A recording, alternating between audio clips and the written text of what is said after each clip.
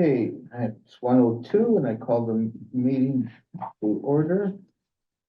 I'd like to do our roll call. Bruno, Ian. Yep. Eva, No, even. no, Marchie, yeah. Sunny, no. Chief, Deputy, Sarah, Lincoln. Tom is en route, can be reached, but is not here. Lisa and Angela. Thank you all for attending. Any conflict of interest? I'm sorry, let me just back up to the territorial acknowledgement. We would like to begin by acknowledging that we are in the Robinson Huron Treaty Territory and that the land on which we are gathered is the traditional territory of the Shinnebec, specifically the Garden River and Beckmana First Nation, as well as the Métis people. Any conflicts of interest, declarations? Seeing none, move on to number 5. Questions and information arising out of the minutes and not otherwise on the agenda. Take a moment. Any questions? Seeing none, number 6, the adoption of minutes. I need a mover, Ian, and a seconder, Marchie. Be resolved that the minutes of the regular meeting as presented be hereby approved. All in favor?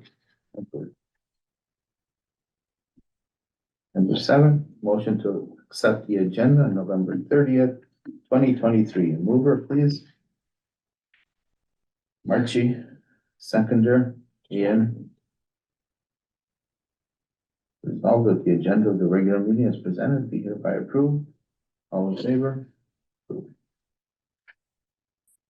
Number 8, communication reports. Chief, I'll send it over to you, starting with special council ledger, number 8.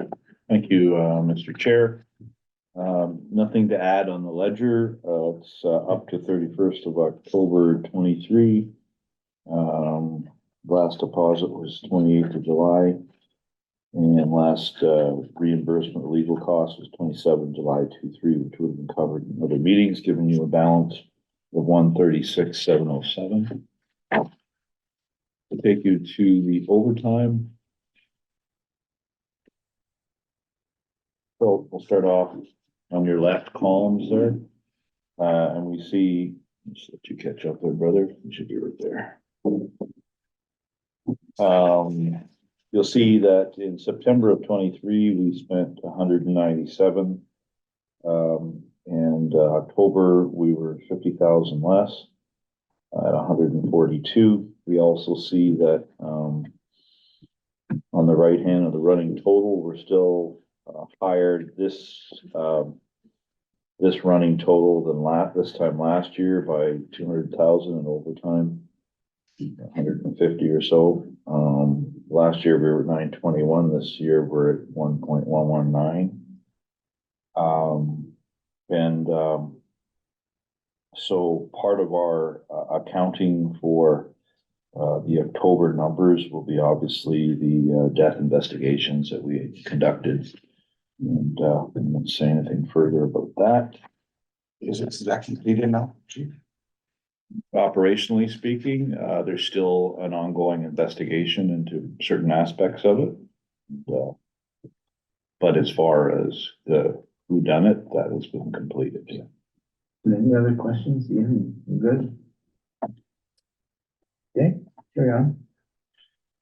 The 3-year monthly staff shortage overtime cost, similar story from a different perspective. You see in September, we spent 55,000 overtime.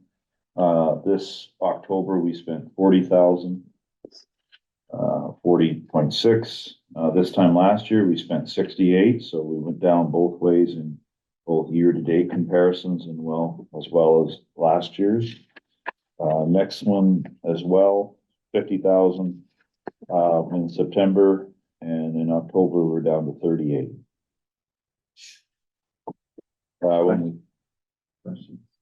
Okay. When we go to our court time is down as well. You can see the big number is 15% down, or 16,000 in court, and that's just the fluctuation of court.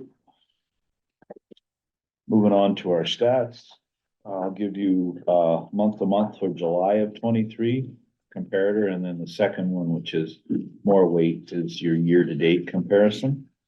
So going over the July report, as you can see up there, our total calls for service have basically remained the same at 2.5% between July of 22 and July of 23. We noticed our assaults are down by 18%. Sex assaults are from 9 to 11. Intimate partner violence is more or less the same, from 104 down to 95. Property crimes have remained the same between the 2 years in July. Business break-in errors went up significantly, 122 from 9 to 20. Residential remained primarily the same, 38 to 35. When we go down to theft of motor vehicles, significantly reduced from 17 last July to 3 this July.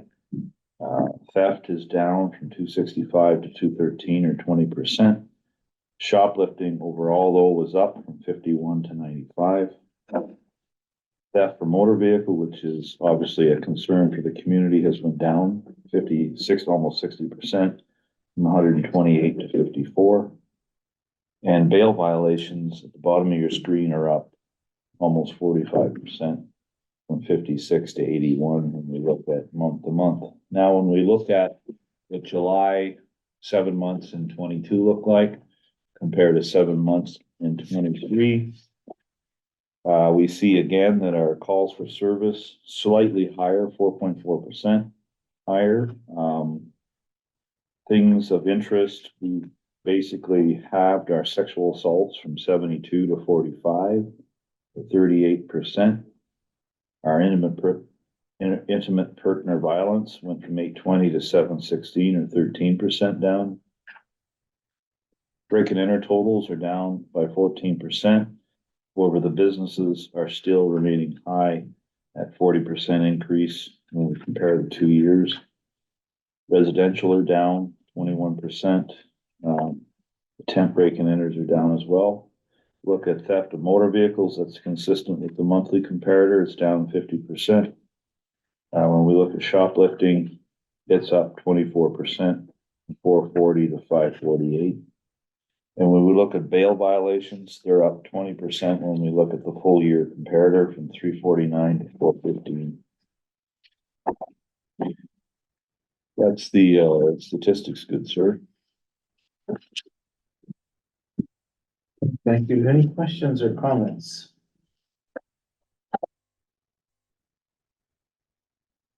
The only comment is the bail violations up at 18.9%. I mean, I don't know how you deter that without becoming a bit more, the courts being a bit more rigorous and implementing what's gonna happen if you miss if your bail violation screwed up. But that's a big percentage, 18.9% are just saying to hell with it.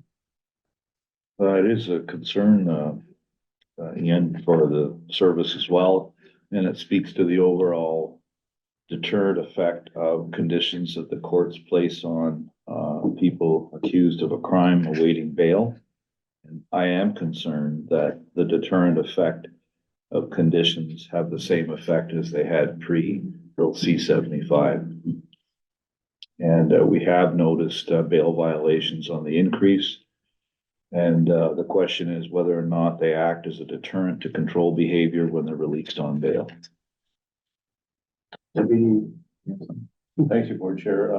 Just a note of interest on that, we have applied to the provincial government for funding for a bail compliance unit, which would allow us to monitor more efficiently and continuously those people that are out on bail, perhaps give us a better handle on what people are doing and how much they're complying. And we have received some assurances from the ministry that as a result, if that project, if approved, if we haven't got the approval yet, will receive cooperation from the Crown Attorney's Office to make sure that those bail charges are not actually prosecuted. Thank you. Archie? Question, Deputy Chief. How much funding is this? $400,000. So 400,000. It wouldn't be an increase in force, police force, manpower. Yeah, we would anticipate at least 2 FTEs to do it. And it's a good question, sir, because I did have a conversation with people from the ministry who asked a few clarification questions in the approval process. And we made it clear that due to our staffing challenges, we would need to have sufficient funds to hire FTEs to do this. So it would account for some increases. So what would their responsibility? Pick up the individual, bring them to court? No, so, people that get released on bail or released on, recognizances with conditions. Yeah. Could be stay in their house, it could be remain with their surety, stay at certain areas, a curfew. Many of which, of course, don't take that necessarily very seriously. So the officers would be, and are empowered by the courts to go and knock on their doors, make sure they are complying, talk to their sureties, see if the sureties have any concerns, and let those people that are out on bail know that they are being monitored and they should take the conditions of their recognizance seriously, which includes not repeating crimes while they're on bail. Or else they'll be follow up with charges and back to court. So that would be the duties of those officers. And we do that now. But of course, with the workload challenges, it's not consistent. So, and the ministry realized that, and therefore they put, an option police services for funding. Right. Who would you use in those situations? Would that be special constables that you would use? No, it'd have to be like police officers. Archie? Yeah, just a follow-up, and quoting the chief numerous times. When you have an individual that has been charged 38 times, they're back out on the street every time. Their court cases aren't completed, finished yet. Right. So do you think this would entice them to go to court again? I mean, with these possibly two additional officers on site? Well, it's always good to let those people on those conditions know that there are consequences to violating. That's the first advantage.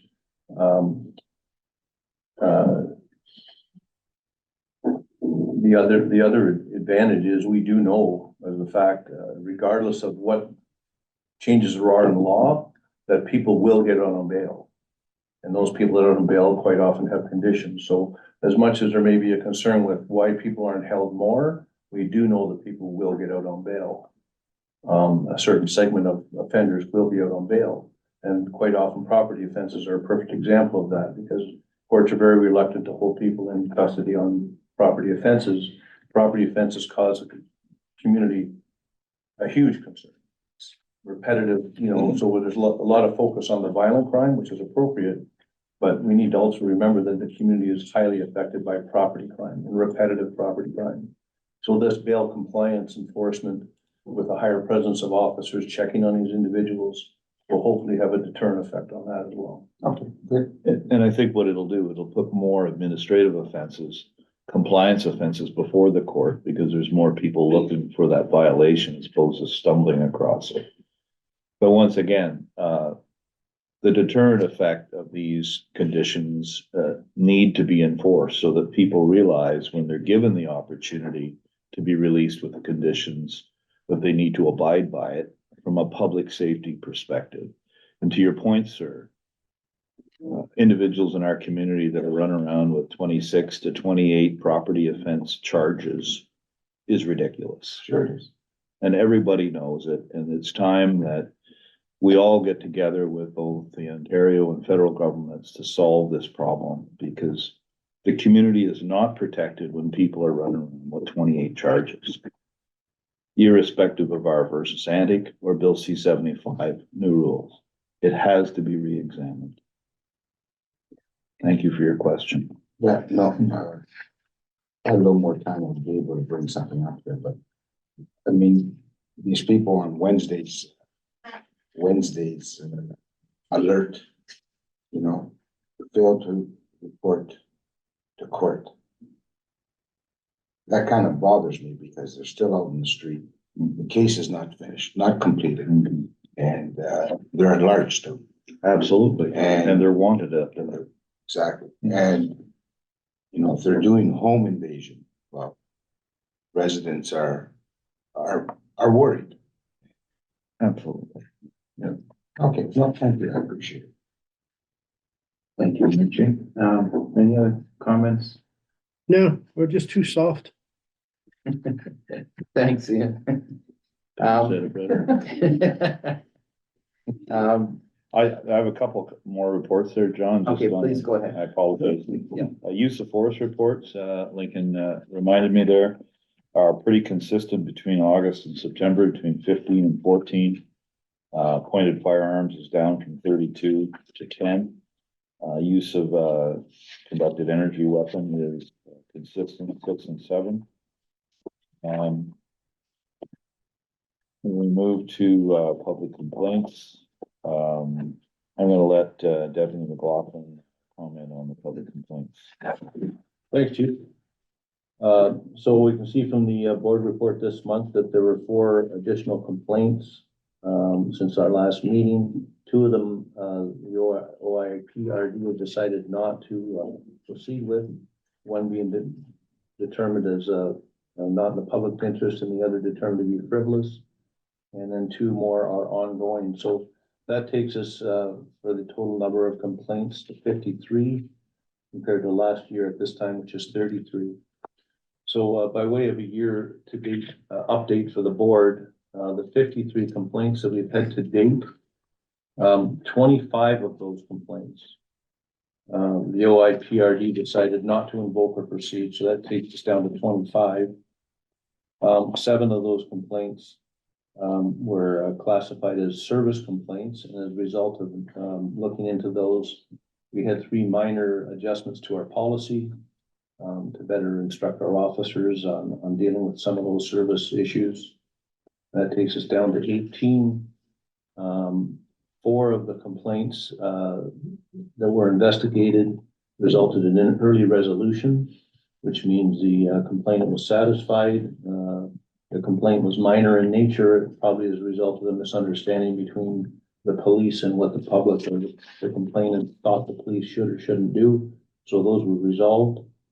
And 14 of those complaints, the last 14 of those complaints, had a full investigation by our Professional Standards Bureau, and no misconduct was identified. So of those 53 complaints, couple of minor policy amendments, and then the rest were investigated with no misconduct identified. That's where we stand with that. Questions or comments on that? Continue. Yeah, I'll just finish off with the travel log. You can see the travel is before you in your board package. Nothing out of the ordinary there in terms of things that were necessary for the service to move forward. And that's my report, Chair. Thank you. Thank you, Chief and Deputy Chief. Any new business? Archie? Seeing none. Our next meeting, is January 25th. At this point, we will adjourn the open meeting, and I will give a short recess for media people to do their thing, and then we will resume when